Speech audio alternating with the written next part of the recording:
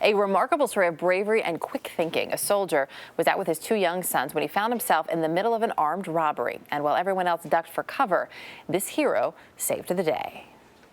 Army Staff Sergeant Eddie Peoples is an Iraq vet, home on leave. On Tuesday, he was in this bank in Sarasota, Florida, with his young sons. Surveillance video shows a robber entering the bank waving a gun.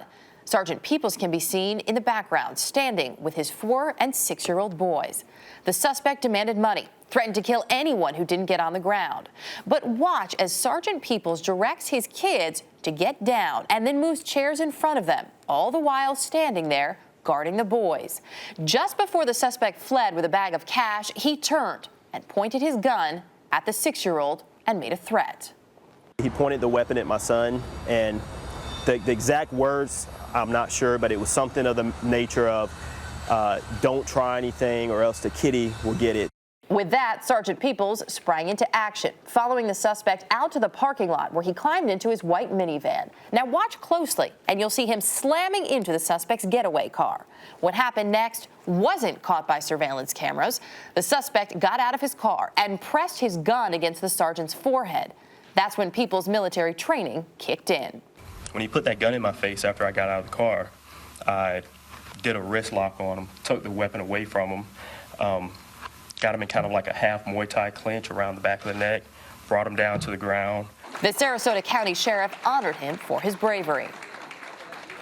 And joining us this morning, Staff Sergeant Eddie Peoples and his sons, Ikaika and Keone. Good to have all of you with us this morning. Thank you, Erica. Quite a story. You're getting a lot of attention for this one. Oh, yes. This must have been for you, though, because you're in this situation not only as a trained soldier, so you have, obviously a certain set of instincts that come along with that, but you're there as a dad. Yes, this was a new variable for me because I've never been in a situation where my children have been in danger. So after I got over that part, then I went into action. Yeah, so you go into action. He says don't move, and you move because you're going into action as a dad. I didn't care because my first instincts were to get my children out of the line of fire. So once I did that, then I moved up and edged away from them. So in case he wanted to make an example or something, he would hit me.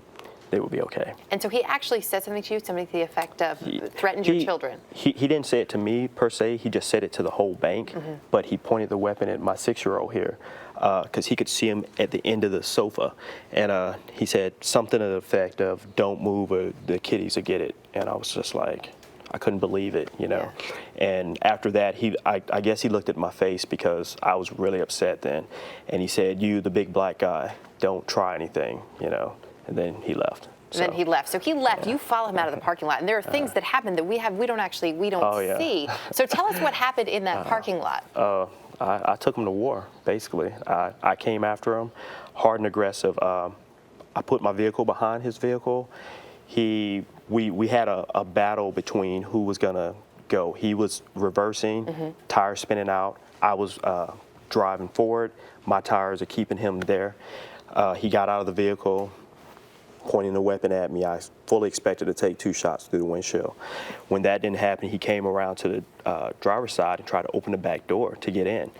The way the van works, if you touch the door too much, it'll actually close back. So he's very frustrated at this point. He's kind of like banging on the window. Yeah. I knew I had to do something because I was worried about him starting shooting. So as soon as I opened the door, I was greeted with his handgun to my forehead. Right, he put it right up to your forehead. Yeah, he put it smack in the middle. So at this point in comes, all right, now I'm a soldier and you're messing with me. At this point it's time to get the bullet trajectory out of my forehead, because that could be detrimental. So with the wrist lock, the whole studio laughing at that one, slightly detrimental. With the wrist lock, what it's made to do is to put that barrel to where if it fires off, discharges harmlessly. So once I did that, I stripped the weapon, and then it was nothing but for him to go down to the ground. Yeah, and you realized at that point too, it wasn't real. Is that correct? Because my course of action was to take that weapon. Once you take it away from him, you can actually use it to hit him with. Yeah. A split second, you realize this is no good. I can't do anything. This, it's a toy. So then I took him down. Such a quick thing, and you're doing all this obviously to sort of stall, to keep him there so that the police have time to get there. Meantime, if I could give them a little bit of time, that would be great. Meantime, your boys are still inside the bank. Yeah. What was this like, Ikaika? What's this like for you? You're watching your dad. Daddy goes to war to fight the bad guys, but to be there in the bank with him. Oops. What was that like for you, bud? I don't really know. Were you scared? No. No, because you knew Daddy would protect you probably, huh? And you know, because I knew he's in the army, so he would beat his butt. Because the bad guy's not in the army, he's just a normal bad guy who doesn't do anything. He's just a normal bad guy. Just a normal so he bad doesn't guy. do anything.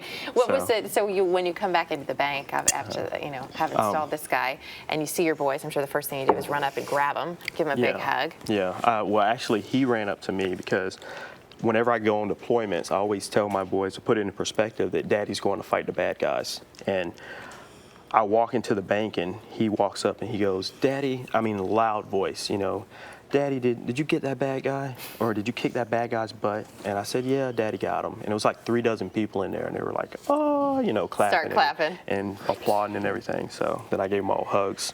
Well, so many people happy that you were there. I know you came home because there some Yes. people close to you not doing so well. Yes. So glad that you can be with them right now. Thanks for coming by and Thank you so much, share us. Erica. You have a beautiful family. Thank you.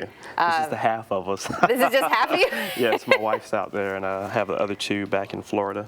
And So. we have our grandma, our auntie, and our cousins. Yeah. Yes, we got You got a whole big family. extended family. Well, you're All right. lucky to have such a great Oh, dad. kids. Hey guys, Oh, thanks for letting us borrow your dad for a little Thank you. while, and thanks for everything you do Thank you, as you Erica. serve as well. Thank you so Such a much. pleasure to have you guys here.